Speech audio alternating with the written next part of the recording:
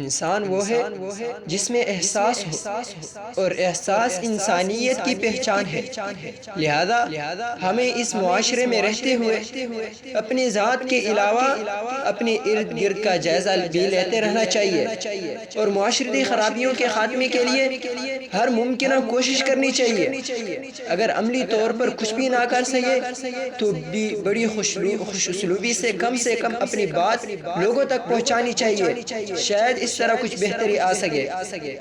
ویسے تو کہنے کی بہت ساری باتیں ہیں، لیکن یہاں پر کچھ میں ایسے باتیں ذکر کروں گا، اگر ان باتوں پر عمل کیا جائے تو جو نہایت اہم مسائل ہمارے زندگیوں میں موجود ہیں ہو سکتا ہے ان کا حل ہو جائے۔ اس لیے ہمیں چاہیے کہ اپنے اہم مسائل جو ہماری زندگیوں میں ہیں ان کو ہم حل کریں۔ سب سے پہلے اہم مسئلہ تو ہمارا قرآن و سنت سے دوری ہے۔ اس قرآن و سنت سے دوری کی وجہ سے دنیا سے بھی غافل اور آخرت سے بھی غافل رہتے ہیں۔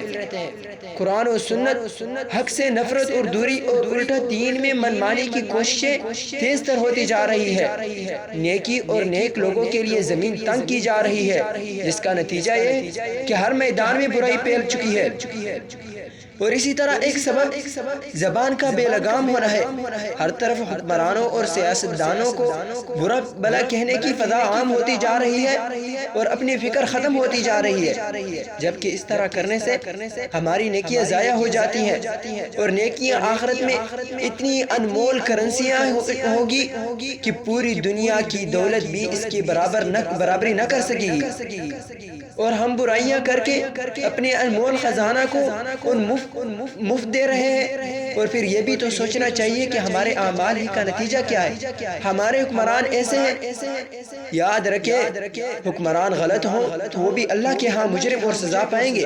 اور اسی طرح پیسوں کے پیچھے دوڑنا اور خواتین کی حد سے زیادہ آزادی، یہ ایسی چیزیں ہیں کہ ان کا حل کرنا انتہائی ہمارے لیے ضروری ہے۔ اگر ہم ان کو حل نہیں کریں گے تو ہماری دنیا میں بھی ناکامی ہوگی اور آخرت میں بھی ناکامی ہوگی۔